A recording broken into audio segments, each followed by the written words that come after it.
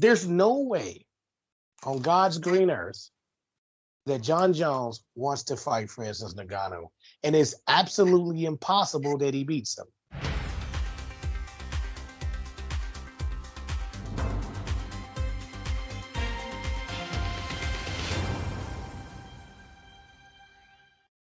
Hey guys, and welcome back to the Weekend Warrior with myself and Sean from MMA Torch. This is presented to you by MMA Torch, and it's a new set we've got for me and Sean, where we talk everything UFC, MMA, and everything going on in the world of combat sports. Fresh off of Saturday's UFC 270 show with Francis Ngannou and Cyril Gane. A very interesting fight, some would say. A lot of people wouldn't, but yeah, let's just start there. I mean, Sean, give me your thoughts on what you've seen on Saturday night. Well, first, let me introduce my interns. They're currently in the break room breaking stuff. So say hi really quick. That's Wesley. It's the youngest intern. We got another intern, very, very young, still in the womb, actually. Not born, but we got another intern on the way. Michael, say hi. Hi. Okay, he's washing his hands, after lunch. So from time to time, the interns, we're on a podcast, and this is who you work for now. You can't see anybody. It's not a video chat, but it is a podcast. Okay? Daddy's doing this so he doesn't sound unprofessional, okay? That's why you're an intern, so people can, unpaid intern, okay? Okay. Child labor laws, okay? This is all on the record. So they can't say I'm unprofessional when they hear kids screaming in the back, all right? Okay. Okay, good. Now go wash your hands. Yeah. So that's how you do it, guys. That's how you win Father of the Year. That's also how you, skip past all the BS when it comes to podcasting. But you know what? My thoughts on, that's how I transition. Sorry, guys. Yeah, Sean does it all, everyone. Sean does it. Sean does it all.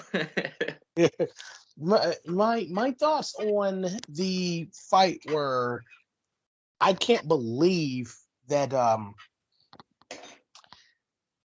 Francis Ngannou was that good. I couldn't believe that he. Now I'll say this: he was fighting a former sparring partner. Like, they have history, so there's that. But Cyril Gane didn't look himself either. He didn't have a real game plan to beat someone at the level of Francis Ngannou. He knew how not to get knocked out. But in terms of how I feel about it, I feel like it wasn't a really good card, to be honest, and that I don't think it was terrible, but I think only the last two fights were really good, and only the last two fights people will really remember and care about. Yeah. That's not what I wanted out of this card. That's not what we should have gotten out of this card. We should have gotten tons more out of it, and I feel like this is going to be really bad. And I know the last show I said that it would be bad if Gane won. But here's the thing. There's no way on God's green earth that John Jones wants to fight Francis Ngannou. And it's absolutely impossible that he beats him. He'd get his face turned inside out, or he'd run. He also likes to... Cyril Gane was dropping his hands a lot, and I thought that was a big mistake. But that was just something for him to do to try and throw Francis Ngannou off and trick him into thinking he had an opening that he absolutely didn't have. Yeah. So now that we know Ngannou's no dummy, we've seen him do it twice. There is no way John Jones is... He effectively retired John Jones, and people probably aren't thinking that, but we're going to have to really see about it. By the way, I wasn't paying attention to what I was doing, and I put the wrong tea bag in my soup. So let's see how this turns out. Well, whilst you figure that out, I'll sort of give my initial thoughts of our reaction to watching it. But I get what you're saying with the card in general. I kind of felt the same about, if you looked at the card beforehand, it didn't, for a typical UFC pay-per-view, they do normally stack the main card doesn't have to be loads of title fights, but traditionally you'll have a few. I mean, yeah, Michel Pereira, he's always a fan favorite for what he does, but those 3 other fights from the main card outside the title fights, for me, I don't know. I don't know if it wasn't a bad look. It didn't spark the way they usually do, especially to kick off the year. Yeah. I would have preferred they had Chukagian and Maya on this card just for name power. And think about that. They're not giant names, but I think it would have been a little bit better. Yeah, I mean, a few of the fights from last week. I mean, Calvin Kattar versus Giga Chikadze from last week could have easily been on that main card, and that would have been that's sometimes the types of fights that you see on a UFC pay-per-view outside of the main events. I mean, obviously they are fight night main events as well, but yeah, in general, I don't know, it didn't really click for me. Obviously up until the Moreno Figueiredo fight, which did deliver in some ways, and then obviously what we started the conversation with about Francis Ngannou and Gane. I mean, that delivered in a very different way, I'd say, than what. I mean, if you look back at our predictions from last week, I mean, none of us. He won the only way we said he couldn't. Yeah. Well, I think submission was higher on the list, or a little bit higher on the list, as far as what he couldn't do. And he was looking to do that as well. He's actually looking to submit him. And Gane, I'm really disappointed in the fact that he didn't have an answer for anything that Francis Ngannou was doing. He just thought that he was just going to outclass him simply because, and that's just not. And Moreno thought the exact same thing. He thought, oh, I'm just going to outclass him simply because I think I'm going to do it. And the effort wasn't there in their fight. I'm not a fan of champions who rest so easily. They really rested and just went, I got this in the bag. This guy can't beat me. And it's like, well, who says that? Is it just you saying that, or is it a real logic behind it? Because you're fighting them and they at least have a puncher's chance, especially Francis Ngannou. So to say that, to think and fight as if this person can't beat you in a decision doesn't make sense to me. I didn't understand the game plan of Moreno or Gane in that fight. We'll come on to Moreno and Figueiredo in a little bit, just to keep it on the main event quickly. Yeah. But I get what you're saying about Gane, and I feel that. I've just seen a clip from MMA Fighting, the MMA Hour with Ariel Helwani. He's interviewed Francis Ngannou following the win, and Francis said something really interesting. He said, when the third round ended, so this was at the point where, Gane obviously won the first 2 rounds. It was mainly standing. Francis was, struggling to start with. He couldn't quite work out what to do on the feet. He couldn't get his shots off. He couldn't get the right angles, and doing what Cyril Gane does best, very technical. He was chasing him a little bit too. He was. But at the end of the 3rd round, following the takedown from Ngannou, Francis said that when he looked over to Gane on the stool, he said he's seen Francis when he fought Stipe for the first time, and he's seen a man that didn't know what to do with the takedowns. He didn't know what to do. He didn't know what was happening.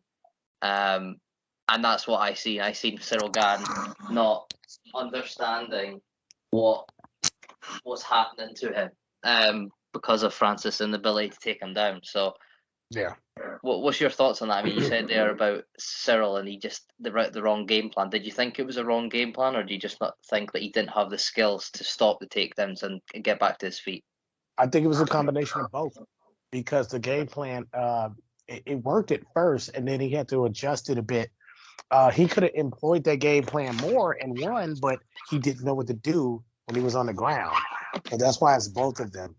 He definitely had a game plan that was successful for a little bit, but Francis Ngannou made the adjustment, and that rendered Cyril Gane's game plan useless at that point, just simply because he took him down, which is really funny because nobody had that happening at all. Nobody, not one person. If they tell you they saw that happening, they're a damn liar. Let's just cut the BS right now. But it did happen. And yeah, I don't think that I think Cyril Gane thought that nobody could beat him, that Francis Ngannou couldn't beat him at that game. And that's how you beat people, is at their own game. If you don't think, if that person doesn't give you the amount of credit, good. It's just going to work against them. And that should not have been something that happened. And when it did happen, yeah, he was toast. It was definitely both. He was toast. I can totally see what Francis Ngannou was saying. That he was done when he saw him look over and didn't know what to do with the takedown, which is, here's the crazy part. It's MMA. And Francis Ngannou is an MMA star. He's a top MMA star right now. And that's what I wanted him to be and what I wanted him to become if that's what he was going to do. So that's where he is. And that's great. I didn't think he was going to come up to the level. I thought that he was going to stay where he was. But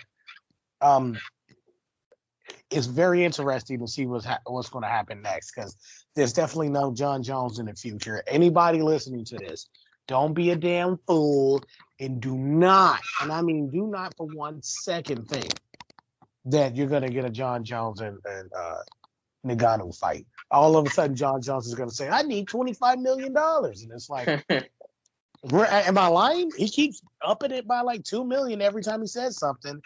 So he might fight Stipe, but like Ngannou, to be honest, Ngannou needs to fight Stipe again. I don't know if Stipe is going to beat him. So what? Stipe kind of deserves to have a rematch. He got one against Daniel Cormier. He beat Ngannou the first time. We need a trilogy fight with these two.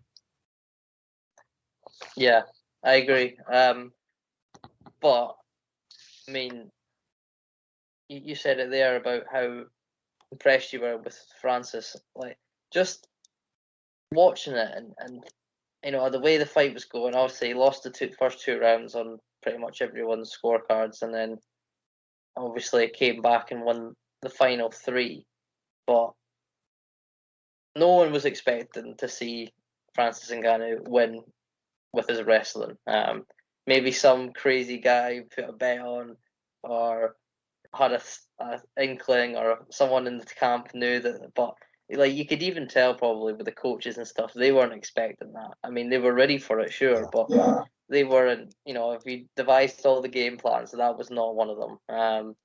But I think Francis is now, you know, he put himself in this position of talking about the contract, talking about next opponents and stuff, and for a lot of people were thinking that maybe because he had so much going on that it would affect this fight and his ability to win it against a very good guy. I mean, Gane, he looked good in the first 2 rounds, and he's looked good since he signed with the UFC, but he did show massive holes on Saturday. But yeah, he's very young, and he's only learning, so that's to be expected. But for Francis moving forward, I mean, crazy scenario they've got with the UFC right now. I mean, what do they do? Do they try and recycle? I mean, what was telling about the situation is that Dana White wasn't in the octagon to put the belt on Francis, and he wasn't at the press conference either. What's your thoughts on that? Well, people are saying that he's a sore loser for that. You know what? Honestly, I'm glad Dana White did what he did. That's not a slap in the face to Ngannou. That's not why I'm saying that. I'm saying, you can't let someone just hijack your sport like that for money, of all things, and to set up a precedent that you'll never be able to get out of or compete with. So if Ngannou started being like a diva, he really did. He started acting like a diva, for lack of a better term. Let me be fair about that.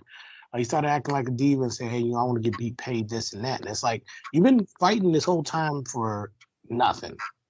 Why don't you just continue to do that? You already agreed to the terms. Like, at least be out of your contract and then say, let's renegotiate, and then let them say no. You know what I mean? I don't think doing what people do, and doing these things to dispute contracts isn't how you get more money. It's certainly not how you get respect. I don't remember Tim Duncan and Michael Jordan and Scottie Pippen and all. Okay, Scottie Pippen did do it, but like the only reason he got paid was because he got lumped in with Michael Jordan and Phil Jackson, who didn't publicly, pretty much verbally slap their employers or their management. So, the future of the heavyweight division is pretty bleak, if you ask me, unless you get a Jan Blachowicz that wants to come up and do something. Gustafsson wanted to do something, got beat up.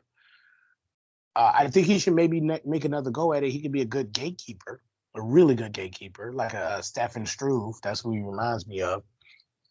But I don't see Dana White putting any stock in the heavyweight division. Derek Lewis lost to Gane, so you can run that back, or you could do Derek Lewis, Stipe. I don't think that's happened. Like, there's a few fights you could do, but it's kind of it. Like, unless Curtis Blades, he got knocked out against somebody. So, I was going to say Curtis Blades is the only guy you might be able to do something with.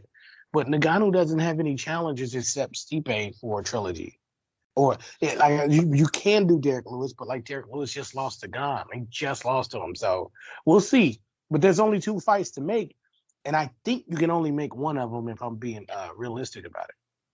Yeah, I mean, it's difficult. And I agree with a lot of what you said about the way Francis has dealt with the contract situation, because, he's the heavyweight champion. He deserves to be paid what he thinks he's worth. But, the UFC is never going to be like boxing, where it pays its top athletes. And obviously boxing's more promoter based. It's not one company. So they have different purses that they can give to their athletes and take care of their athletes. But it's a bit of a mess. It really is, with Francis, the majority of this fight build-up talking about money and talking about boxing. When you're in the main event of a pay-per-view and you're the heavyweight champion of the UFC and you're wanting to fight Tyson Fury, that says everything. I mean, it really does. And you say it's not a slap in the face to Francis, but Francis doing that is a slap in the face to the UFC.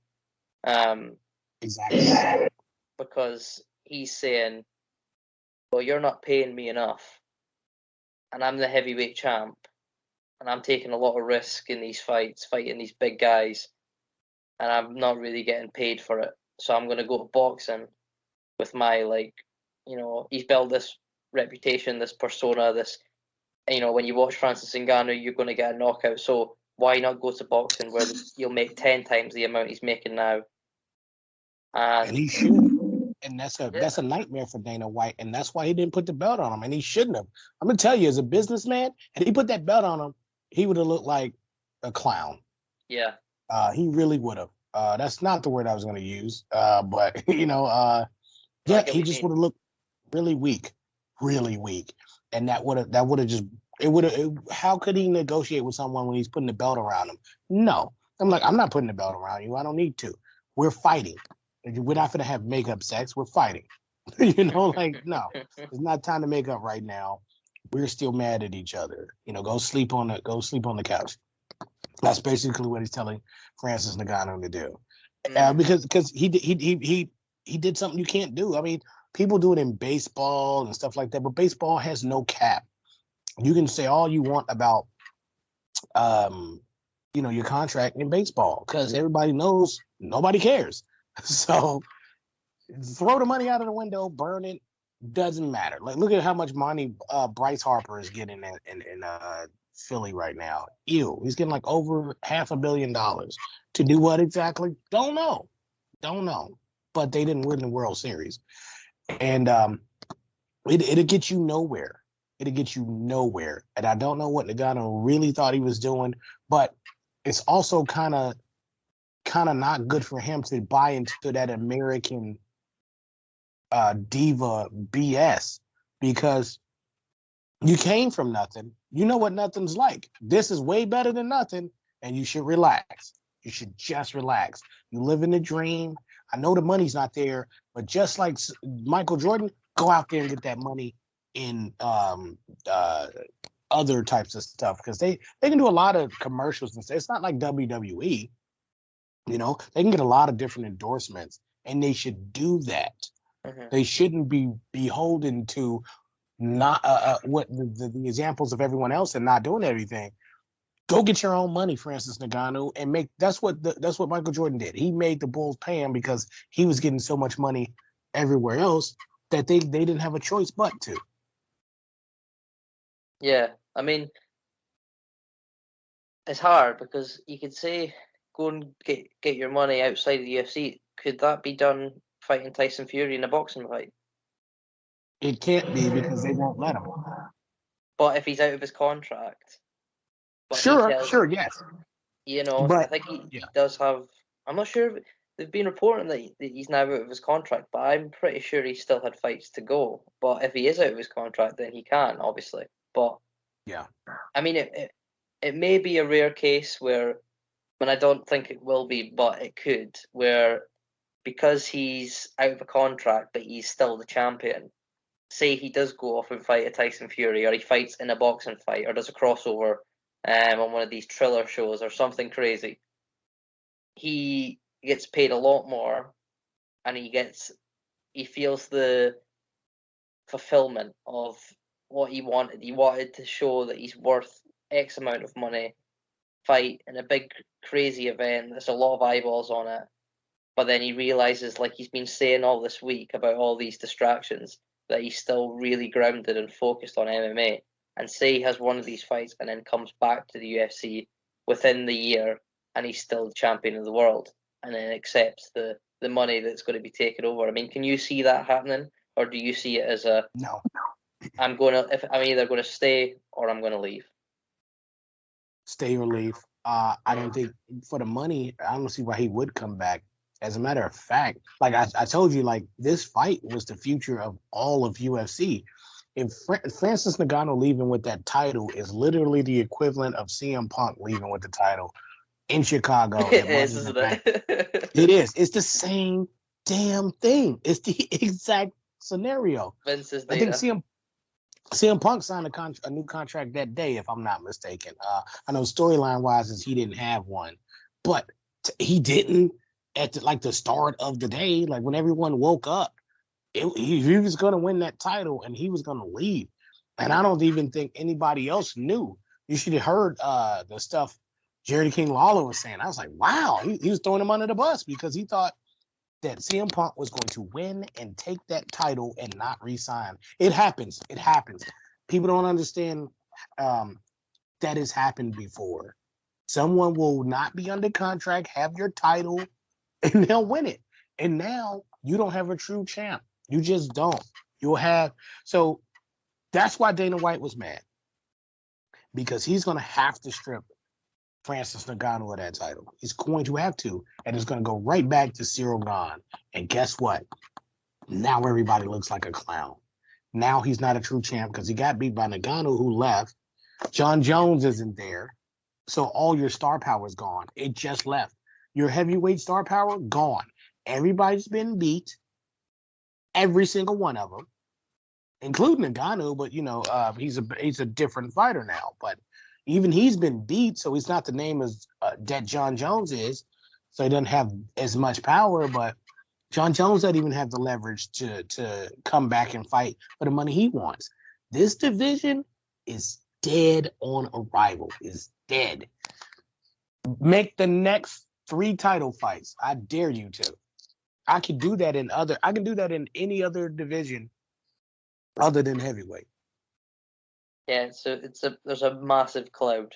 I mean, it was before this fight there was a massive cloud, but right now, I mean,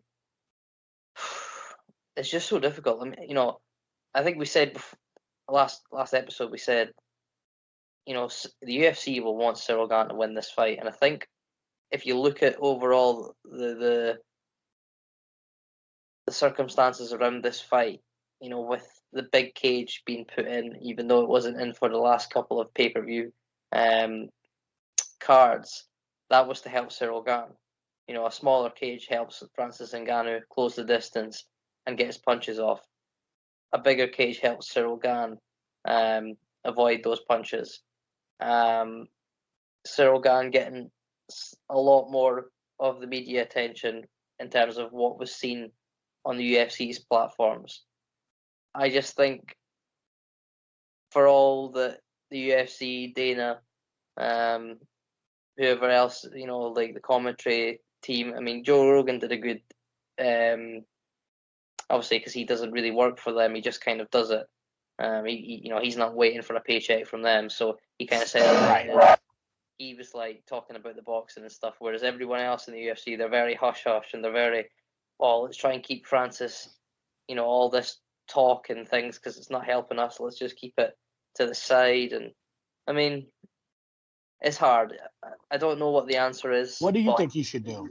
What do you think she should do, or what would you like for him to do? I want both answers though, if they're different. Yeah, they are different. As a fan, and me personally, what I would like to see Francis Ngannou do, I would like to see him fight.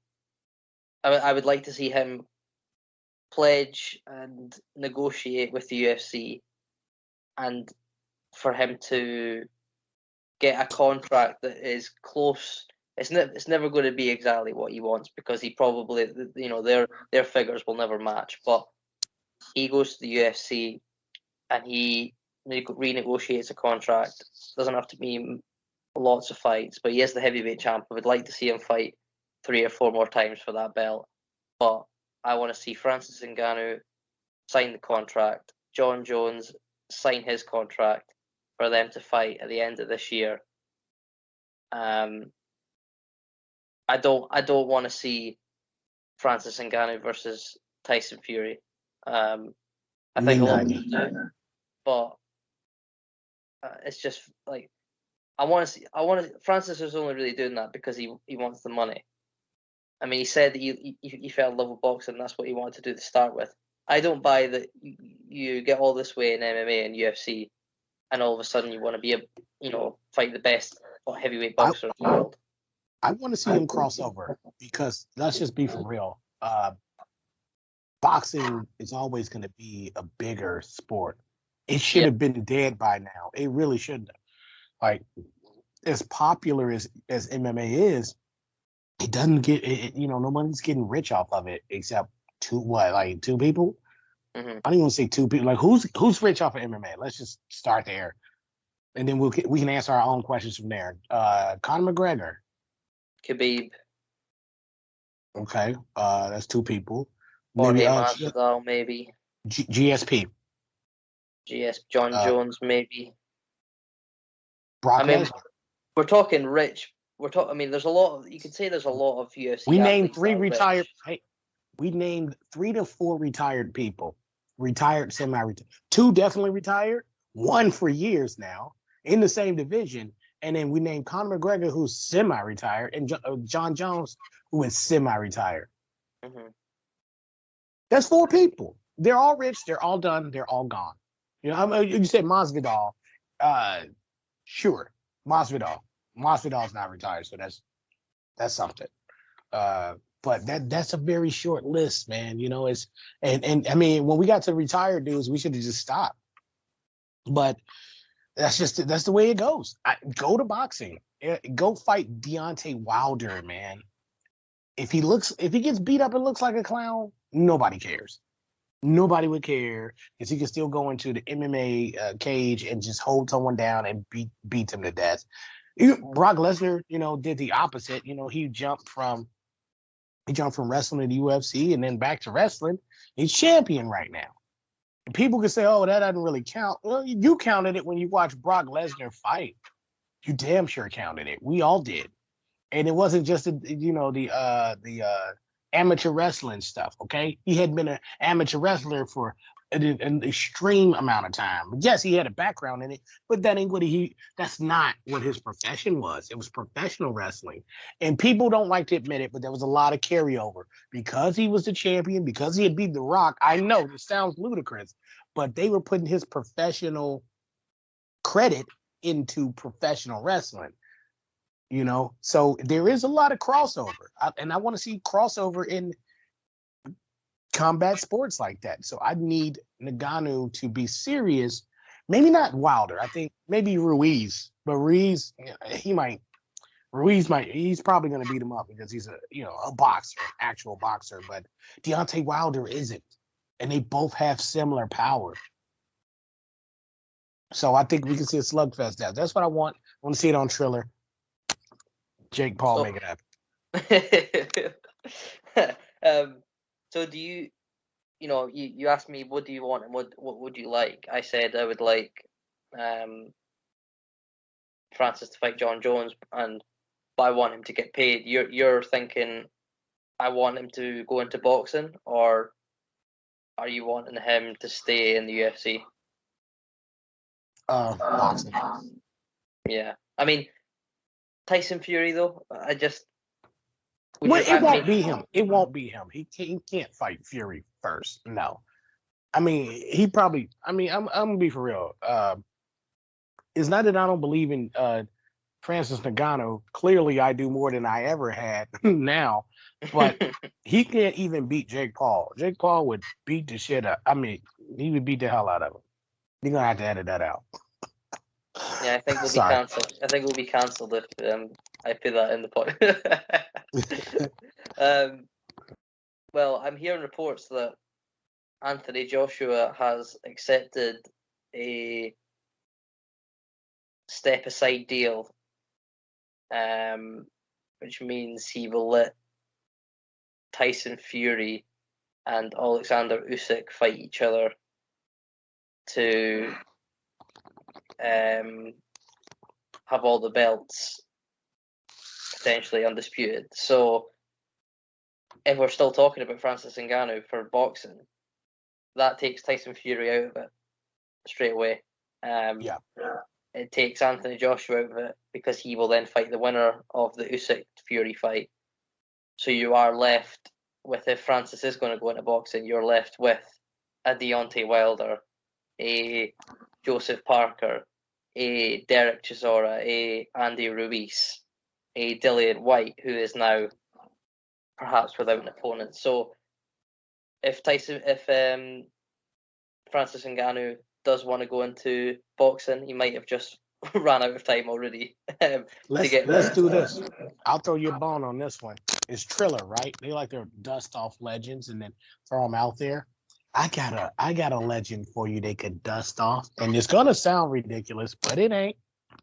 A boxing legend that he could fight. Ngannou could fight. That's certainly available. You think you know where I'm going with it? Well, my first thought was a man that or a legend that came back and had a heavyweight legend, tall legend. Yep, tall. Oh, tall guy. Tall. Oh. Big dude. Big man. I was thinking straight away Mike Tyson or Roy Jones because of their fight, but I'm glad. Nope. Tall dude, real tall, a true heavyweight, one of the best ever.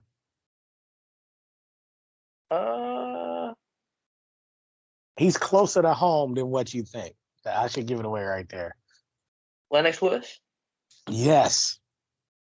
Oh. He's got all the boxing. Like, he's a boxer. He's a true boxer. Yeah. But then we'll see what Ngannou is. It's good money. He's a real boxer. He's not in any real danger of losing unless Francis Ngannou is a lot better than what we ever thought he was. You see? Everybody's safe there. It's Lennox Lewis. He's a legend. There's no way, he's beat legends. So there's no way he's going to lose to Francis Ngannou unless Ngannou is either one, far more powerful than we thought, or two, a far better boxer and far more powerful than we thought. He has to be both of them. Like he has to be. I think a combination, to be honest, not just stronger than what we thought, because he's going to be able to. He's going to have to be able to hit him. So he has to be the latter. He has to be both stronger and more skilled at boxing than what we thought. And it still saves Lennox Lewis, because when was the last time he fought somebody? So no one's gonna care that Lennox Lewis got knocked out. It won't hurt his legacy or anything, And he's an old man. But it will prop up Francis Ngannou on the other side. It's like, oh, he knocked out Lennox Lewis, and then we'll just use it for our own means. Like someone will say, oh, but he was an old man. It's like, no, but it's Lennox Lewis, right? But that's how it works. That's exactly how it works. So what do you think about that scenario?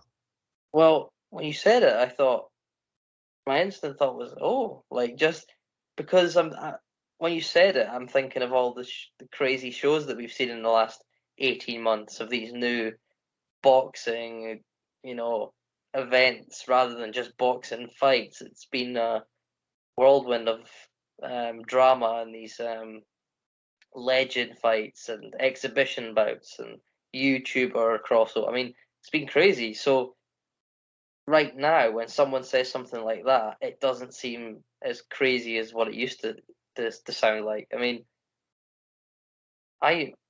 if that fight was made tomorrow, I wouldn't be like what I was with Evander Holyfield, which was completely different. Like, I was about to bring him up. Yeah, I was gonna say Evander Holyfield's dead, so we can't say him. He was murdered by Vitor Belfort. He got murdered. I don't want to see that. I don't want to see him anywhere near a boxing ring ever again. I'm not gonna lie. Since he already took an L like that, I wouldn't mind seeing Francis Ngannou take him out first. That's too bad. I mean, hey, we need jobbers, bro. Kill him. He might. We need jobbers. That's too bad. I mean, somebody's got to lose. So he needs to take one for the team. That's going to be a lot of money. A lot of money right there. That's like, what? They'll probably pay him like $4 million right there. Probably way more. $4 million is a lot of money. That's not nothing. I know it's not the John Jones money, but like, come on. $4 million off the top. I bet you he didn't get paid $4 million for this fight on this fight card, did he? Well, Francis Ngannou, as well as the rest of the UFC 270 card, earned roughly 1.7 million in comparison to Tyson Fury's 30 million for his last fight. Man, I mean, I'd get knocked out for like $2 million. First off, since I fear for my life, you're not knocking me out. That's not happening. I'm sorry. So that's the best part about it, because I don't even have to worry about getting knocked out. Because if I get knocked out, I'm dead. But I just think Holyfield could work in that instance. He could. I know people will feel bad. I don't. I'm sorry. Feed them to the wolves, man. Let's get this cracking. Well, we'll be here all night talking about Francis Ngannou and his circumstances, but we'll move on. Just quickly, you kind of spoke on it a little bit, but Brandon Moreno versus Davison Figueiredo, 3, soon probably to be 4, apparently in Mexico. Whether that Davison Figueiredo will keep his word on that remains to be seen. But what did you think when you watched the fight? Did you agree with the scorecards? Did you think Moreno did enough to win it? I mean, like, what were you thinking? No, I agree with it. Yeah. I agree with the scorecards. It just wasn't the fight I thought it would be. Moreno was just kind of like, oh, I'm the champ, and I won't. It's just like Cyril Gane. It was the same fight. It's the exact same fight. And he just thought he was just going to get by because he was a champ. Maybe because, Figueiredo tried to do that before, but I don't know. I didn't enjoy the fight as much as I thought I would. Now listen, that doesn't mean that it was bad. I'm not saying it was bad. People are like, whoa, what a fight. And I'm like, man, it wasn't nearly as good as the first 2 fights. Not even close. They're not in the same. So I kind of don't want to see a fourth, but but I kind of do because I know what they can do. So I don't know. Yeah, I just thought it was a very, that's pretty good fight. Now I know a lot of purists out there like, oh my God, what a like. No, it just wasn't. It was the worst fight of the three they've had, clearly. Yeah, obviously the first fight was, fight of the year, and the second fight was a very dominating performance from Brandon Moreno. So in the third fight, you're going into it thinking there's going to be a significant level of improvement from Davison Figueiredo, especially with the training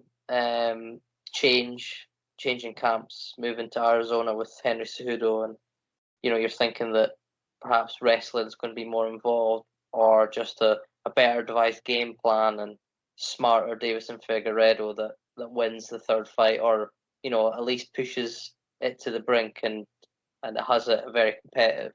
But it just, it was competitive, but it wasn't. It reminded me a little bit, although it wasn't with as much wrestling, but when we watched in November the Rose and Whaley fight, and then we watched the Kobe and Usman fights, where because they've had so much build up, you're then right. This is it. This is the fight, and then not every fight's going to deliver, but it just felt a little flat. But credit to Figueiredo, I think he did enough. Like you said, agree with the judges' scorecards. I think it was like he knocked him down a lot of times, but they weren't really dangerous knockdowns, if you know what I mean. You can get a knockdown where the fight's essentially over from that point on because the guy can't recover, and then you can get a knockdown which was just like a flash knockdown where the guy's just quickly rocked, but I'm right back with it. And I feel like Moreno was never really rocked that. He got dropped. Yeah, a lot of them were more just the power that pushed him back almost. I mean, he got right. Yeah, it was a lot more of a stumble than it was more of a push or a muff. Like a lot of people, because like there was one where he got hit. I was like, oh, did he get rocked? But like he was rolling over because he had already stumbled over his feet and he was already going down. So it was a lot of that actually, and that made him look bad. That's too bad. There are judges out there. I would have scored it against him too. I'm like, stop falling over yourself. It means that he got hit. There was a lot of. I had it tied at one point. 2-2 going into the fifth. Yeah, I didn't necessarily want to do that. I wanted to give the edge to Davison, but I did. To me, he had a bit of the edge because of the way it looked. But they were exchanging blows quite a bit. Like there was no clear winner in terms of them in the exchanges, except the couple times that or the few times that Moreno was stumbling and bumbling because he had got hit hard enough to actually stumble. See, that's the crazy part. He didn't get hit hard enough to get rocked or knocked out, but he did get hard enough to reset his feet and stumble over him immediately. So that means a lot. It was a significant strike, and that's how he lost the fight. Yeah, you can tell by Brandon Moreno is such a happy and positive guy that he could. I mean, Brandon Moreno could watch his. I don't know, like he could get the worst news of his life, and in the next sentence he'll be talking the most positive thing ever. He could just. He's that type of guy, and maybe that can be a bit of a negative almost, where he's in a really tough, close fight, and like what you seen with Francis when he realized that the fight wasn't going his way in the first 2 rounds and he was losing the fight, he made that change and he didn't settle. One thing I seen in I think it was the 5th round of the Francis fight, and Cyril got taken down. Excuse me, Cyril took Francis down. He got 1 takedown in the fight and he took him down in the 5th round. And at that point, it was, Cyril had won 2 rounds, Francis had won 2 rounds. The 5th round came down to who was going to win it. And Francis reversed position with about 2.5 minutes to go. and that won him the fight. Whereas Yeah. you watch Brandon Moreno, he didn't. He got dropped a lot of times. He got taken down. He didn't look at any point like he was done anything of significance in the fight. I mean, he had a lot of strikes, but they weren't really doing anything. And you think you didn't have that extra level when you're the champion. He's coming to take your belt. Yeah. Yep. But you didn't show it. I don't like Figueiredo like that. I really don't. I thought he was a lot of flash. He reminded me of Charles Oliveira with a little touch of he had Charles Oliveira's style and his his confidence, but he had the cockiness and arrogance of Sean O'Malley. Yeah. And that's when he went overboard, and he seemed to be in this fight far more humble fighter. Not like confident, but very humble in his striking. He didn't over exchange, which he can do at times, and that's how he should have lost that first fight.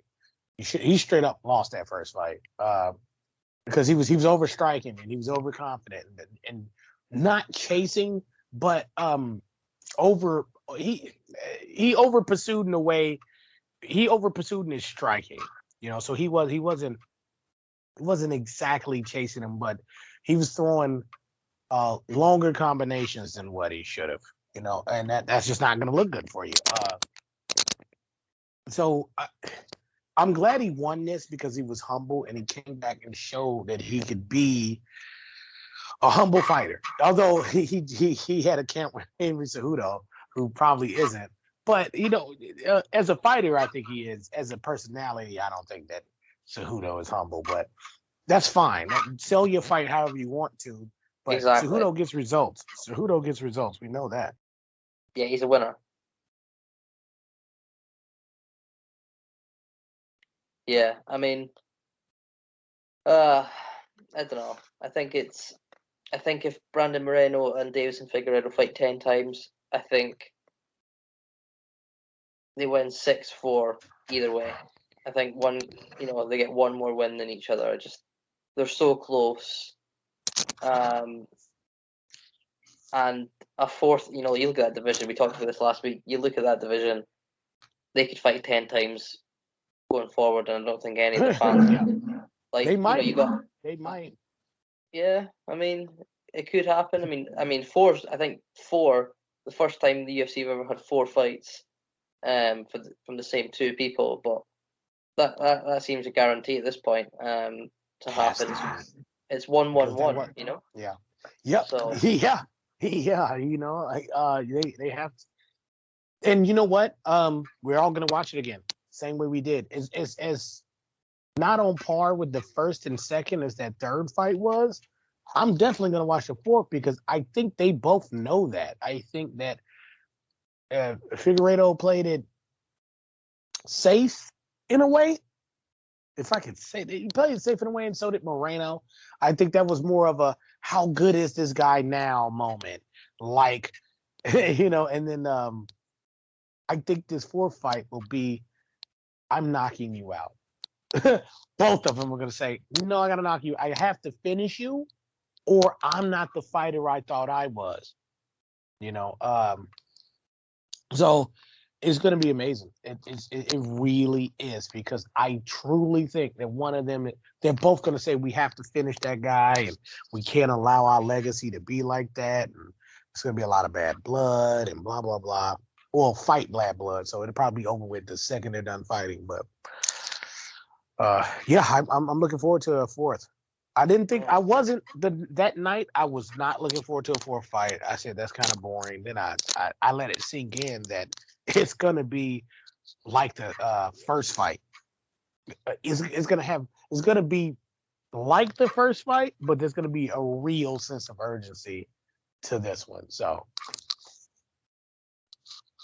yeah, it was. I mean, overall, it was. The fights perhaps didn't blow you away, but I think Francis and Cyril, they were always going to take the majority of the headlines anyway, and they did. So it's good. It's good to see Francis do what he did. Happy for him. Hope he gets everything sorted. I mean, he's going to be away for a while now. He's going to have to get surgery on those knees. I mean, what did you? Real quick, like when he took off his fight gear and he was waiting to get into the octagon. What did you think when you seen those knee braces? I mean, I just thought, oh my god. I mean, no one, all week there was no talk about him going to be wearing anything for his knees, an injury that he had in camp. Like, and you see that, literally a few minutes before he's away to fight Cyril Gane, who's got Muay Thai background. He's good with his kicks and stuff, and you think, oh my god, Francis Ngannou has got both. Yeah, I thought it was over. I thought it was over for him. I was like, oh damn! Like, why would you come out with bullseyes on your knees? I really did think that. That's another reason why the fight was so surprising, and like it lacked that oomph to it. Because Cyril Gane should have really brought it in a way in stand up that no one else can. He was so worried about the power of Ngannou that he forgot about his own strengths.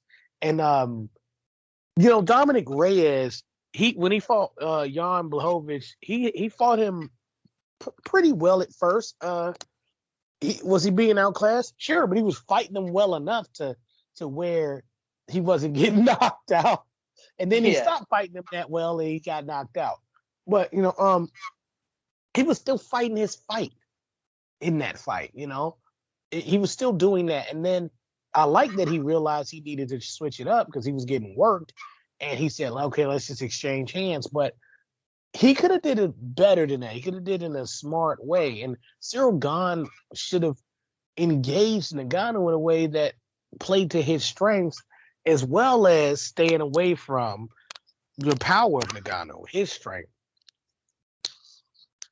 Yeah, I mean, there was a lot of talking points, and I think Francis definitely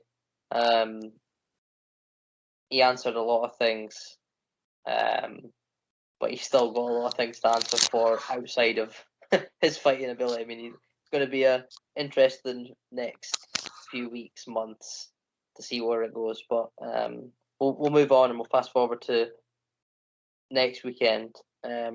Just a real quick one. I mean, these fight nights, they can, the Apex, they can be at times a bit dragging, and there's no fan. You go from a pay-per-view sold out, millions watching, to a fight night, and there's one or two on paper good fights, and it can be a bit like, But Sean Strickland and Jack Hermanson in the main event for next weekend. I mean, I don't know how much you know about the Sean Strickland story and familiarize our audience, just so they're caught up to speed with it. Because if I say yeah, and they're like, oh well, but I don't know, so just let us both know. Let us all know.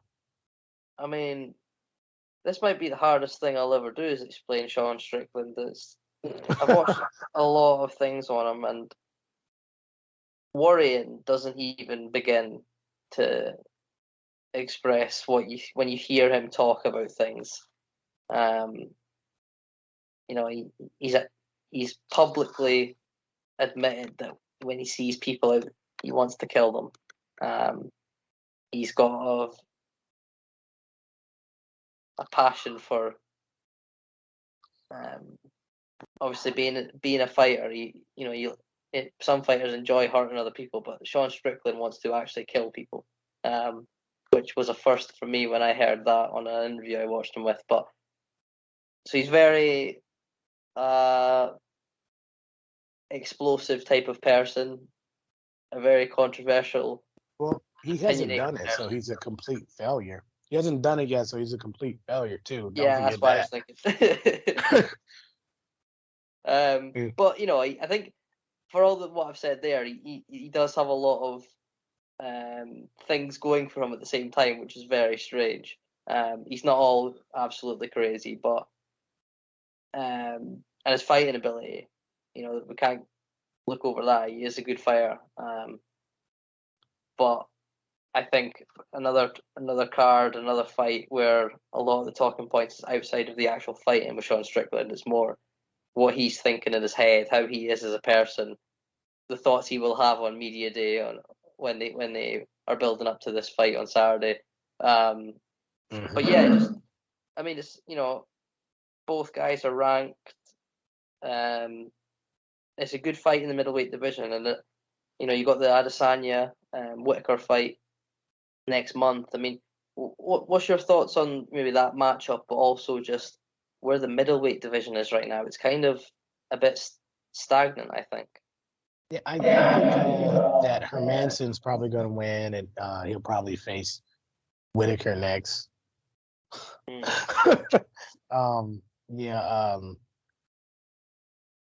Adesanya loses, then we get he's a free agent. He can go, not literally, but like as far as weight classes go, maybe he'll move up to light heavy, maybe make that more interesting. That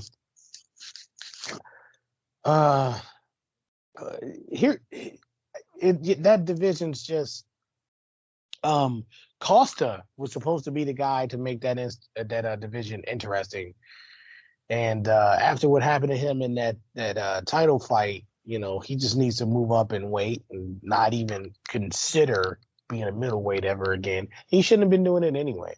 He really shouldn't have. Fight somebody your own size is the like second oldest saying in the world. I'll beat your ass and then fight somebody your own size, like the two oldest sayings in the world. But he has to. Costa is the problem with this. If people don't move where you need them to move to, it'll disrupt everything. And you know what? John Jones and John Jones and Francis Ngannou are perfect examples of that. Or if you move someone out of a position too quick, just someone being out of position. Henry Cejudo did it, and now he can't get back in, and like that's not gonna be like if Cejudo was still in the division, both divisions, then we would be looking at being different matchups. And this Hermansson Strickland fight doesn't set up any intriguing matchups after that. And that's where I'm going with it. It's like if I compare, because I have to compare it to all the other divisions. Sometimes, you want to know what I think? Sometimes I think that there shouldn't even be weight classes, just like it used to be, because you can just fight anybody. I mean, it poses too many problems at times. Like, that's not a legitimate thing I want to see happen, but I would like to see less weight classes. Like, I would. Middleweight, lightweight, light heavyweight, just fight each other. I mean, we saw Adesanya go up into light heavy. Just fight. I don't care. Like, just fight, man. Like, what's the big difference? And people gonna say, oh, well, no. This is mixed martial arts. It's not just wrestling. Oh, well, he's got 20 pounds on me. Don't get taken down. I don't know what to tell you.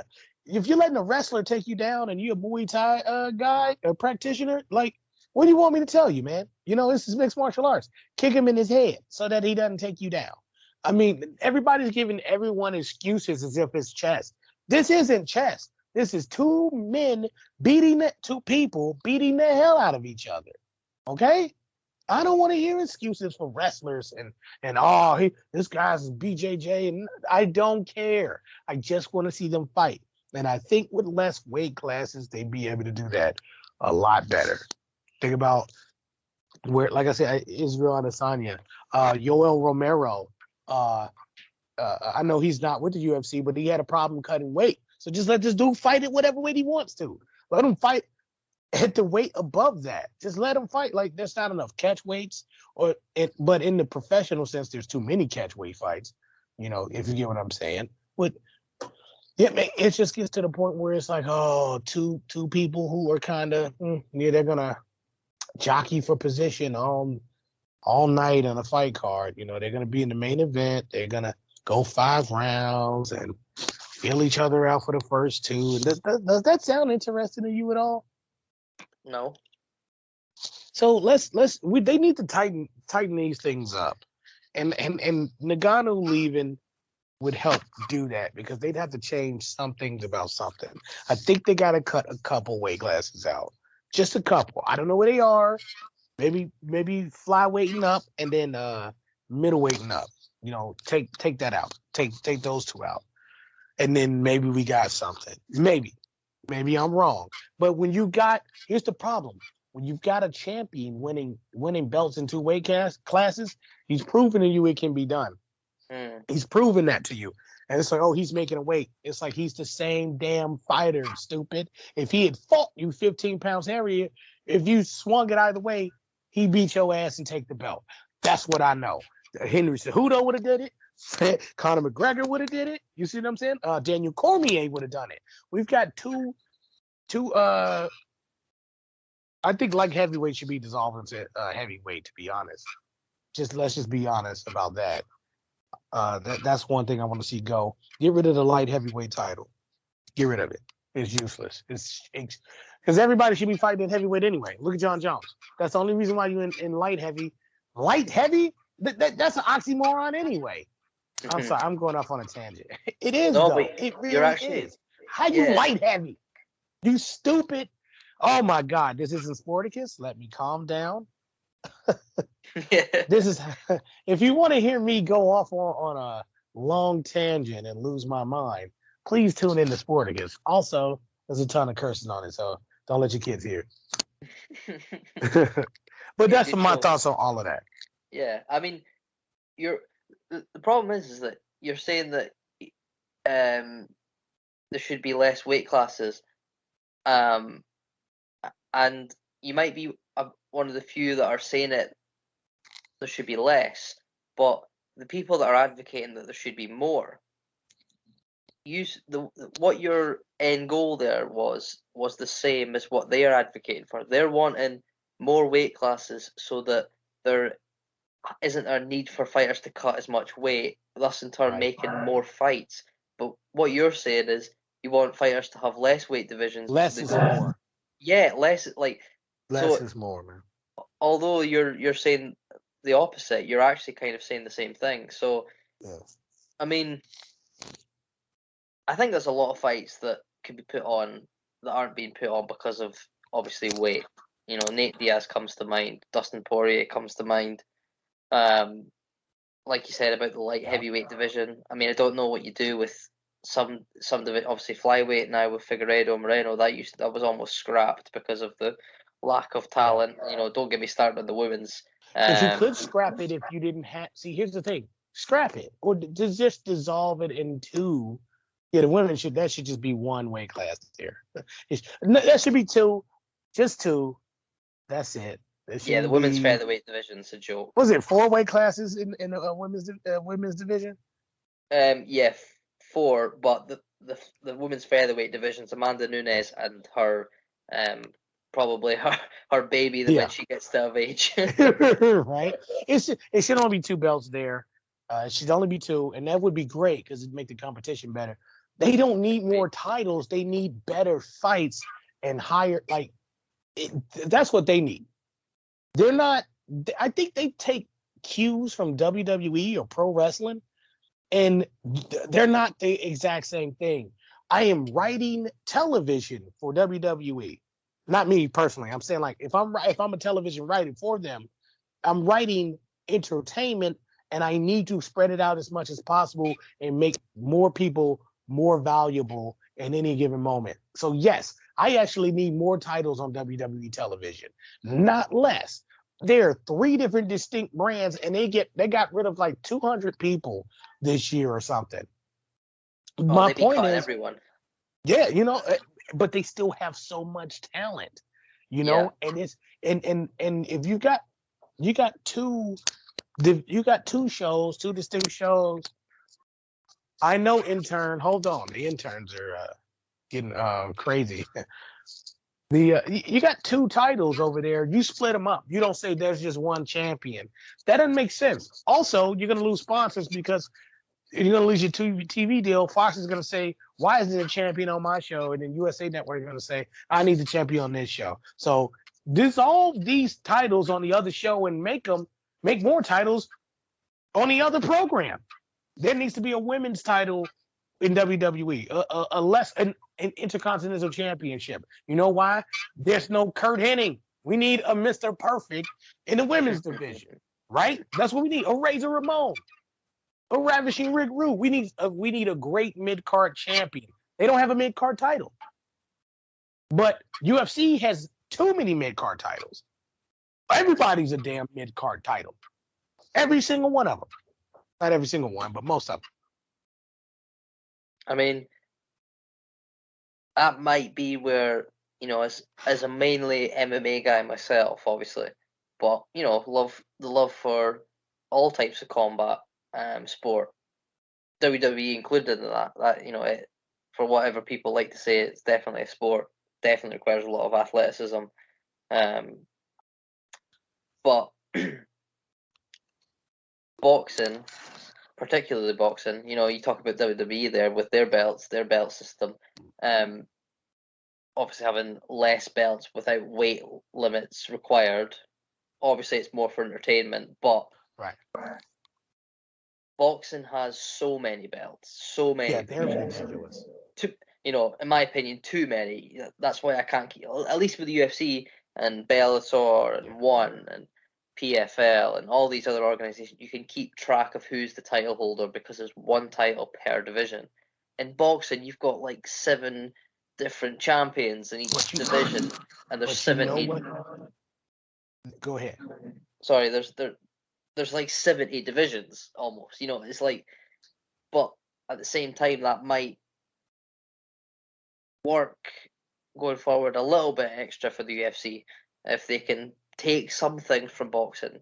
I mean, they could take the fighter pay to start with. That would help out. Yeah. But no, joking aside, I think there's a divide. Obviously, there's if you look at the UFC, Dana White, they don't like boxing, like Bob Arum and all the big promoters in boxing. They don't, Oscar De La Hoya, they don't like that because their UFC wants to be the WWE of combat sports. And they can't be because boxing's still a territorial thing. Like pro wrestling used to be. Pro wrestling, let me tell you this. Pro wrestling would be very dead and it would not be something we're even talking about if the territories existed. Because they were all corrupt. They were all doing things wrong. They weren't regulated. WWE brought it. They were the government of wrestling. They need it to happen. I know people are going to hate me, boxing purists, boxing historians, but guess what? Look at it. Go tell me how many people were corrupt back in the day. Look at boxing. Boxing's corrupt. And people might say, oh, well, WWE's corrupt. Yeah, at least it's only one of them. And it's not spread out throughout the country like that. It's one company bearing all the brunt of everything, making all the money too. But UFC wants to do what WWE did, and they can't because the territories are too large. That's the thing. Like, this is how that happened in reverse. The territories are keeping the UFC out. They wouldn't even let them in New York until a couple years ago. Like, they weren't allowed to do nothing in Madison Square Garden. They weren't even allowed to fight in that state where boxing had been, and WWE. But WWE had to lie and dumb down their package. You can kill somebody with a DDT. It's the deadliest sport out there. Completely deadly. One false move and you'll kill somebody. They're highly trained and that fools people. But I can't kill you in that UFC ring. Octagon easier than I can in pro wrestling. Guarantee you that. I can DDT you onto a concrete floor. You're gone. But they did what they needed to do. They sold themselves to New York and everywhere else.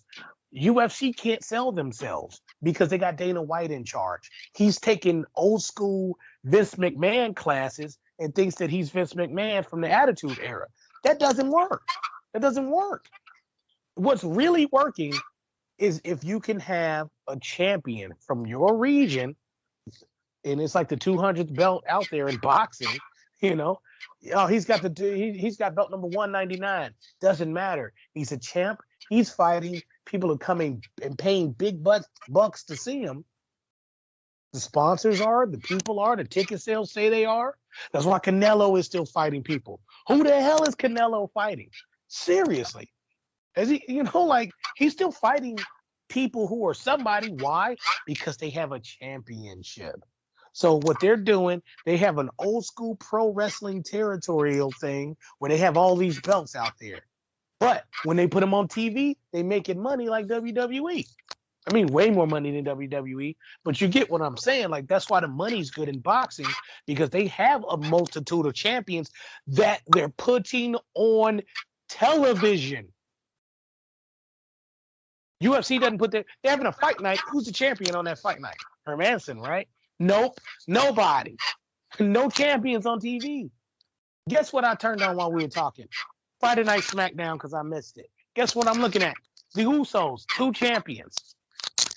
Case closed. That's why they still getting millions of viewers and millions of dollars. That's why they got over $1 billion for the Fox deal. UFC used to be with Fox. That's crazy. Think about it. For everybody, oh, that's real and that's fake. Well, you know what? They paid them like it was more real. Just saying. They dropped UFC for WWE. They dropped it. They dropped one sport for another, and people hate to say that, but like, this one's a better one.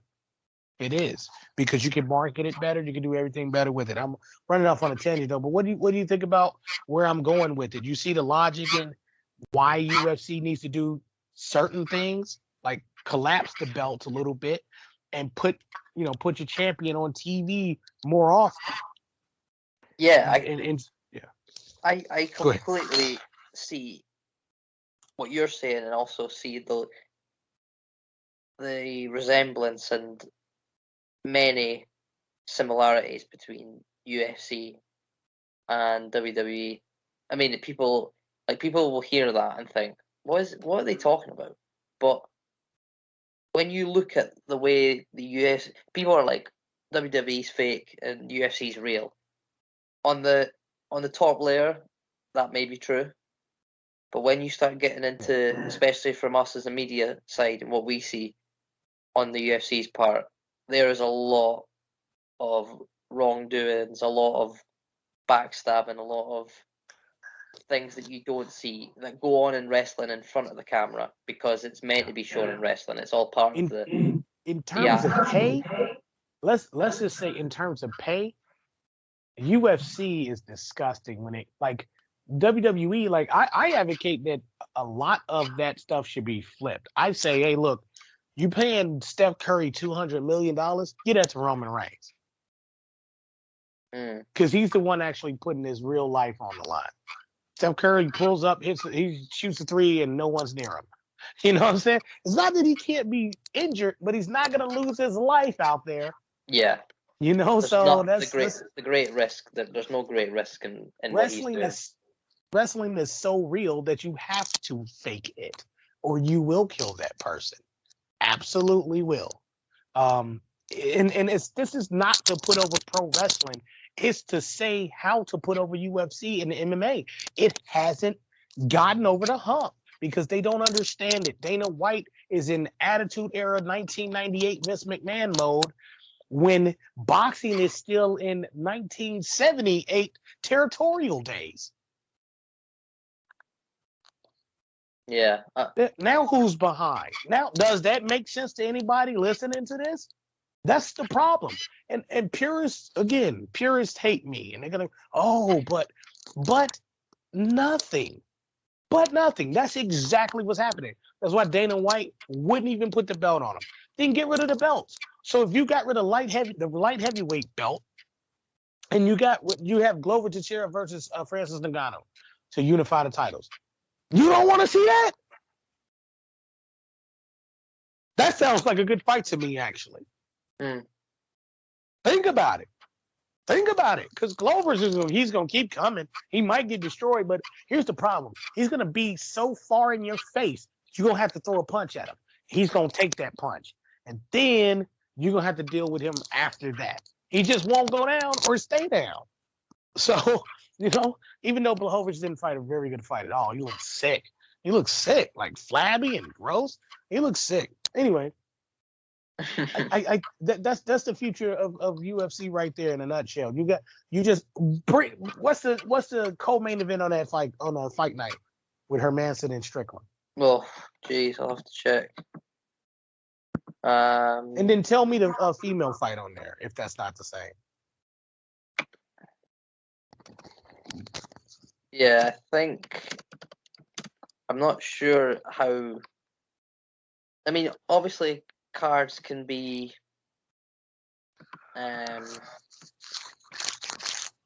They could turn out better. I'm gonna watch it. It's not. I'm not doing that. That's not what I'm doing. That's not what I'm doing. As an overall product, is what I'm saying is because I'll watch a mid carder, no problem. I'll watch them, same way. But as an overall product, you don't have intriguing enough matchups, and you need to dissolve at least 2 divisions. Like you could dissolve 4 divisions into each other and make this such a strong product. Like the women's division does not need 4 belts. They really don't. Yeah, I mean, really don't. I've pulled it up now. I've pulled it up now, and everything you're saying is just getting stronger because Hakeem Dawodu versus Mike Trizano in the featherweight division is the co-main event. Hakeem is 12-2, and Mike Trizano is 10-1. And I mean, now that's good on paper, but I haven't seen their knockouts versus like that. Are they finishers? Because if they're finishers, then that's gonna make for a good fight, regardless of if they actually finish each other. But what's the female fight on that card? Alexis Davis. Okay. And I'm going to butcher this name, but Julia Stoilarenko, who is 9-6 as a professional. That's a little rough. And again, a 37-year-old Alexis Davis. But I mean, it's not. It's more of a name than what you could get on any other cards, unfortunately. But yeah, that's what I mean, man. You gotta. If you dissolve the divisions, those fights mean more if you dissolve the two of those women's divisions. And then, if you had 2 champs, if you had a double champ, that double champ would be like a quadruple champ if we're thinking about it. But tell me why Valentina Shevchenko just can't go through and run down and get all of them. And if she does, that delegitimizes even having women fight. Yup. Why have them fight if one person can go get them all? For what? So just get rid of some of them. I mean, I don't think she can make weight to do it, but you get what I'm saying. There's some Israel Adesanya. He boasted he can make weight and do it. He said, "Oh, I can go." He's middleweight champ. He said he could go up to light heavyweight. Then he said he was going to follow John Jones up to heavyweight. Think of what this man's saying. So let's think about what he's saying. Let him do what he's doing. Get him out of this middleweight division that he's too big for. Him and Costa. Maybe if Costa was fighting at his natural weight more, he could knock people out. Like, he could just make it. He could become Yoel Romero. Who knows? But he doesn't fight like that because it's a very different way you fight when you're cutting weight like that. Versus being comfortable. Like Daniel Cormier is one of the light heavyweight goats, but then he went down to light heavyweight because he could do that. We've seen people do it, so just get rid of light heavy. Yeah, it just makes sense. With Glover taking the belt, it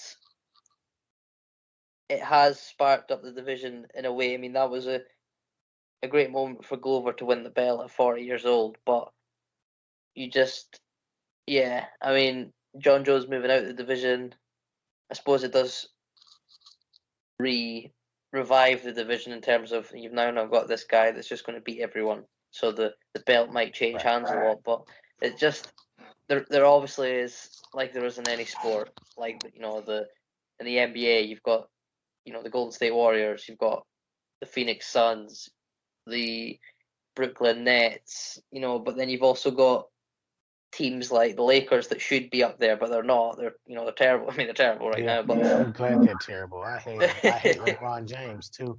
I hope he listens to this one day. Can't stand him. And then He's a you've got liar. like the Chicago Bulls, and you've got these really exciting teams. American football the same. With like the Chiefs, the Bills. Well, I mean, what game that was the other night, but Yeah. You've got these exciting teams. So in the UFC, you've got these exciting divisions, but you've also got the divisions where you're just ticking along, you're just waiting for something to come out of it, and it's not really there. I think Adesanya's a draw. He'll always put sell tickets. He'll always say something quick-witted. He'll fight exciting, but I'm not sure if that spark is as lit as what it was when he first took over. I think there's something in that middleweight division for me right now that's just it's not quite there. And like you said about the divisions, I mean, do you change the system? I mean, it's 2022. It's a new year for the UFC. Do they look to change something, or is it just going to stay the same division, same weight classes? Yeah. If you let them fight freely between light heavy and heavy, it's fine, man. And you'll see a lot of lighter. I hate, and this is shows where people grew up. I know you didn't grow up in the hood if you're talking about somebody smaller getting beat up by somebody bigger. That's the worst thing you could say. It's that dude's too little, because that dude's gonna kick your ass, and I know he is. I know he is. I've seen it too many times. Too many times. I used to think that, when I was like 5, but people would say, oh, he's got 20 pounds on him. So what, man? That means he's 20 pounds heavier. Muscle is still weight. And if I lean on you and make you carry your own weight, you've got 20 pounds more weight you have to carry than I do. That's what Stipe. Well, not although they rated, Stipe was making Ngannou carry all his muscle on him, all of it, as big as he was, and that's why Ngannou got small for this fight. You were the one who came up, who made that article, not the article. I'm sorry, but you're the one who brought attention to that. His weight loss was very important because he needed to lose all of that muscle, because when he throws his hands, all that weight in his arm is still weight. It doesn't matter how powerful he is if he can't lift his arms up. And somebody probably told him those exact words. So he cut some of that muscle mass so he wouldn't be so heavy. Let it be water weight. Like carry some water weight. Fine. But if you're gonna carry all that muscle on you, it's gonna fatigue you quite a bit, and that's not gonna be good for you. So the problem wouldn't be people being bigger than other people, because they're already naturally pretty close to the same weight anyway. They need to get rid of that, and we'll see the light heavyweight. Man, just let Glover Teixeira and Ngannou would be nice. Then we got Glover and Stipe, Glover and Derek Lewis, Rosenstrike and Blachowicz. You see how I just opened that up? That could be one card. You could do a whole heavyweight card. Just do away with them and do a card. Heavyweights. Boom. Just call it heavyweights. Another thing UFC doesn't do, they actually don't promote very well. Because they don't. You would think they do because they buy a lot of advertising. No, but they don't promote well. They're not on ESPN enough. Dana White pisses everybody off and can't go on morning shows, but go on some morning shows. And last time Cowboy Cerrone was on there, he got mad because guess what? Even Stephen A. Smith knew he was finna get his ass whooped. And he said, "Are you concerned about the difference?" And people got mad at Stephen A. Smith. I said, "No, he's absolutely right." And Cowboy he's gonna get knocked out. He's gonna lose quickly because he wouldn't even listen to Stephen A. Smith, someone who supposedly doesn't know what he's talking about, right? Everybody hates Stephen A. Smith especially when it comes to MMA. Why was he right about Cowboy? And to anybody listening that thinks I'm wrong, You're full of it because that's exactly what happened. He said it's a bad matchup for you and you start slow. Are you concerned with that? And Cowboy got super upset. So that's why ESPN doesn't have any fighters on their show anymore. Not really. That was just one show, but like how many times are you going to let somebody on who's going to act like a petulant child when you ask them a question? Dana White was on months ago, and that was the last time I'd seen anybody on. And he is a little mouthy, especially with the female host, which was a big no. It was Molly Qerim, who you don't want to say anything to her because on first date, you're gonna get in some trouble. Oh, So R.I.P. R.I.P. Yeah. What's his name again? What's his name? LeVar Ball. LeVar, that's it. LeVar Yeah. Ball. Yeah. She got him in trouble, and he wasn't even. It was weird. It was a topic show, and he said you could switch gears, and we all know what switch gears means. And she was like, come on. ESPN is so weak for that. So weak for that, dude. And they could have just said, blah blah blah. They could have issued a statement and still left, but we banned him. Oh, okay. Because he was like, how you gonna ban me and I don't care? I'm gonna go there with it. The reason they banned him is because he's a strong black father, and they can't have those on TV, can they? Oh, ESPN, send me a cease and desist or something. I'm kidding. I didn't even slander them. I'm just saying. No, but back to the topic though. They don't brand any of their shows. AEW overbrands their show. Like they got a beach bash coming up like next week. Like what? Shut up, dude. This is gonna be February next week. You're an idiot. Just stop. Tony Khan's a moron too. Stop. Stop overbranding your shows, man.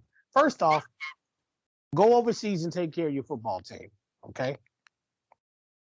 Second, stop branding every show. Like they've used every name that UFC could have used. The discussion we're having is about UFC, although I branched off a little bit, just a little. But you've got to brand your content, and you got to be able to go on television to do so. So they don't have anything going for them on ESPN, and they don't. UFC 270 sounds cool, except it doesn't. If you say UFC 271, Blood and Bone, yep, I'm there. UFC 272, Bloodstorm. It don't have to be blood anything, but you get what I'm saying. UFC 273, I slap the shit out you. I don't know. Yeah. I'm just saying. So anything other than just plain old UFCs. Make an annual event. UFC 274 New Blood, right? And just have, I said blood again. They want to stay away from blood, I'm thinking. Or just UFC 275 Face Off. Something to interest people. NXT has all the old school branded WCW stuff. So like they do have Halloween Havoc and Bash at the Beach, Great American Bash and stuff like that. So that's all I'm saying is like it would be really cool if UFC could brand just 2 shows. Where's your WrestleMania at? Where's your Super Bowl? Where's your Royal Rumble? Where's your SummerSlam? Where's your NBA Finals? Where's your NCAA tournament?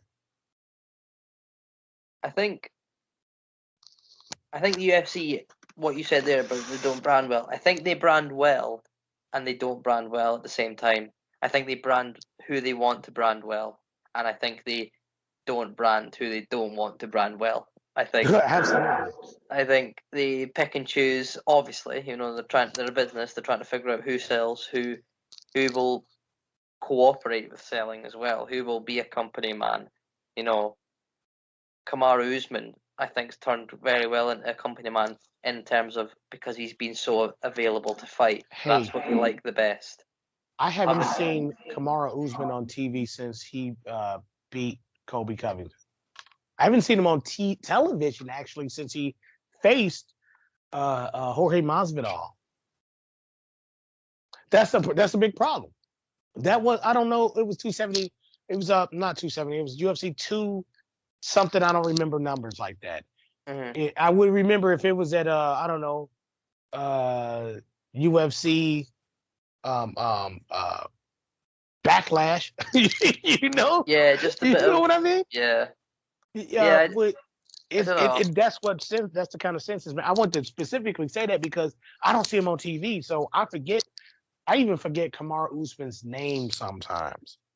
I do, just because they don't brand everybody. They brand who they want to brand.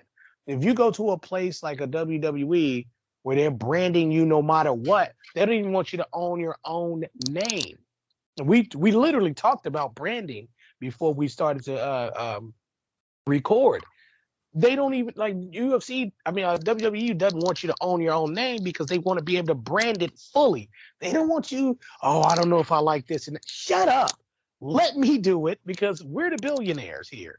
You know, we run $1 billion organization, and you make a six-figure income. One of those things you do is shut the hell up and let us brand you. But UFC isn't even smart enough to let their people. Remember when they didn't let Venom in and it was just all Reebok? Now they got Venom in there. Ooh, different color shorts. That makes it a lot better. It really does. Like I'm not being sarcastic. I'm saying like what made them think that they could just make everybody look like a carbon copy of each other? They didn't even let them brand their own gear. And they're still messing up by not letting them do that. They stifled a lot of their growth. I like that they get fight kits, right? I think that's great. But I think they should get fight kits from Reebok anyway and still be able to do whatever they want. Or how come no one's wearing Reebok gear? Everybody would wear Reebok gear if they saw you in the gym wearing it. Everybody would wear Reebok in the gym. So whenever you saw a picture of them training, it's Reebok. Instead, these dumbasses said, no, no, no, no, we need Reebok on TV. Like, no, we don't. Let them get their own stuff and make their own money so you don't have to worry about paying them that money. And fight, just get them a fight kit and people will still go to Reebok because they're selling to other fighters. I'm not buying one. I'm not buying a damn Reebok jacket. Okay? Francis Ngannou's little brother or somebody is gonna go buy the damn jacket because he wants to fight, not me. You're selling Reebok to other fighters. Ugh. You know what? That's it for me. I'm sorry. I just blew my brain up. But I had to cut you off when you even said Francis Ngannou. I mean, when you said Kamaru Usman, I said, who is that? That dude's not even on TV. I just Sorry. yeah. No, you're a lot of what you're saying is right in terms of just that's what I'm saying as well is that they don't listen. They're going to make money. The UFC, all these boxing, WWE.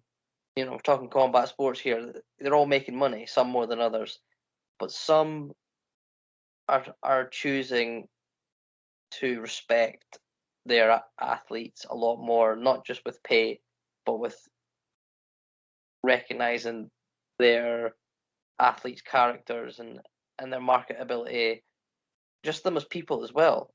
I think the UFC since becoming a public company with Endeavor and they've gone very corporate. I think in the early 90s when they were starting in the early 2000s it was still rough but it was good. It was personal. It was relatable. It was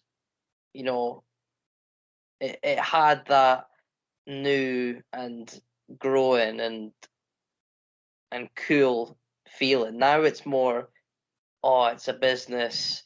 Everything's laid out perfectly. Everything's everything's professional. We've now got the celebrities in the front row. We're trying to get all these influencer people to come in and make our shows better and talk about it on social media and now it's becoming like it's less relatable for the fan and it's becoming more frustratable for a person that's involved, and discussing it like we are talking about things and it's becoming more difficult to just follow because of the gap between the business side of it and the athletes themselves. And we as we want to see the athletes get paid as much as they can and enjoy life, because they're giving us a lot of enjoyment back. They're giving a lot of people in the industry jobs through media. Also with the money that they're providing for jobs, for people's enjoyment of watching fights, and yet they're probably the most disrespected out of the whole setup. It's like I said before, it's a bit of a mess. And Francis Ngannou is not the first, and he's not the last that's going to bring up, the main issues that he's brought up in the last few weeks. But something's got to change. The way he did it, he could have been the last if he had done it correctly. He could have been the last. That's the whole thing. He wasn't thinking about that. That's the biggest mistake he made, was he wasn't trying to make himself the last person to do this. He could have said, look, this is what I'm gonna do. Lay out a plan. This is why people hire consultants. I'm a consultant by trade. So that's why I get hired, because people generally just like, well, I need somebody not to think for me, but to think as me in the same situation, but with a completely different perspective, but in the same context. So that's what I provide. And he should have consulted someone. He should have just been like, yeah, I'm going to do this and have yes, man. No, this is a giant problem with combat sports athletes. They are their own agents. If John Jones had shut the hell up, stayed away from Twitter, and just hired an agent, we wouldn't be hearing from him. How come he isn't with Rich Paul? Whoa, that's crazy, huh? John Jones going over there with LeBron James, James's agent? That makes sense to me. He's KD's agent. That makes sense to me. I don't understand why it's such a big deal for these guys to get agents. Pro wrestlers, get an agent. I don't like my WWE contract. Get an agent. You make more than what I think is league minimum in the NBA. Go get an agent, man. And Ngannou, hey, you got something to say? Get an agent, say it through him, play hardball and do business as they do business. Now, instead, you're a man going up against another man. You're Dana White you're Ngannou going up against Dana White. You're going to lose. You should. I shouldn't even root for you, because who are you to step to him in a non-professional manner? You see what I mean? How do you think he's going to treat you as a professional if you did the unprofessional thing? And I don't mean making a big stink about his pay. I mean continuing to go on in such a manner. You can make a statement, be clear about it, and be done about it. But to continue to make a big stink, give virtually giving the middle finger to them every time, that's not going to get you anywhere. More importantly, it's not going to get the business anywhere. And that's why we got people on Twitter right now in other combat sports saying, I want to be released out of my contract. It's like, who are you? It's a contract. You're not going to win this. You think just because people like you that the law is no more? No. The law is, we got you as long as we need you. And we don't have to do anything. We're already going to pay you what we're going to pay you. If you don't want to get paid, I understand that, but we're going to pay you to sit down if we want you to sit down. But that's also foolish. Why not? If you work for another combat sports entity, go out and say, hey, I need you to negotiate a contract for me. I want about $1 million, a year. And they go, okay, well, or $1 million per fight, or whatever business you're in. And they say, yeah, we'll go out and make that happen. What about Tom? Where's Tom Brady's agent? Where's he at? Damn. I'm talking about multimillionaire guys. Yeah. Where's the guy that got a contract for, I don't know, the sixth man on the Lakers? Who's the sixth man? Oh, Melo, maybe?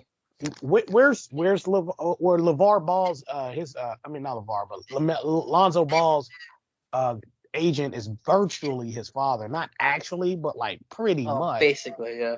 Yeah, but look how great of a job he did. He got him drafted by the Lakers, and now he's with a great team. He's with a great young Bulls team, and everybody can see why he was drafted where he was drafted at. Yeah. You know? So I think that we just got to. You don't need a union, but you do need an agent. You get an agent, you get some better deals in here, and then you can start to do that. And then when more people get agents, when everybody has an agent, then you can get a union in here because your agents can start talking and start doing all the big talking for you. You can start to move and be wealthy with power and say, hey, let's start a union, guys. You and everybody else can say that in a room. And then you make a couple phone calls. Now your agents are talking. Now you guys gonna get a players association or whatever together. Like that's how it starts. But if you're just talking and making noise, you're a nobody. You don't have any power, and nothing's gonna get done. Well, that's a point that's been brought up quite a lot over the last year or so about independent union being made in MMA for fighters, represented by fighters and obviously their lawyers, financial teams, etc. But I think if we were to talk about that now, we'll be here for another hour, so we may bring that back up next week, because I think that is quite an interesting point, and I thought some of the things you said there were things we should revisit at some point. But yeah, like I said, I think we'll save that for next week. But you know, we're closing in on our second episode together now. But I just was wondering if you got any last things that you want to talk about or bring up, and before we wrap this up. I wanted to know who was what's the next big? Is it 271? Right? When is that? I just want to know what 271 is because I try not to look too far ahead because I won't actually get excited anymore because I can kind of see where the fights are going. And with COVID, a lot of fights didn't happen that should have. So, there's that. So, I try not to get too enthusiastic about them, but yeah, just let me know the next fight, and I want to just get excited right now. I'm going to start to do that again, get a little excited, just a little bit. Yeah, I mean, we'll preview it closer to the time, but just as a little bit of a heads up, UFC 271 in Houston, Texas, headlined by Israel Adesanya and Robert Whittaker for the middleweight title. Co-main event, Jared Cannonier, Derek Brunson. Okay, now see that's interesting. That's interesting. That's more like it. That's yes. The thing is, what we were talking about earlier is about if you look at UFC card this weekend with Sean Strickland and Jack Hermansson, look at the rest of the card and come tell us on the next episode, write in the comments if you think that was it might be a great card, it might be great fights, but look at those names and tell me that's not the UFC. That's the UFC now that they've signed the ESPN deal and they need to get out as many fights as possible to get that money.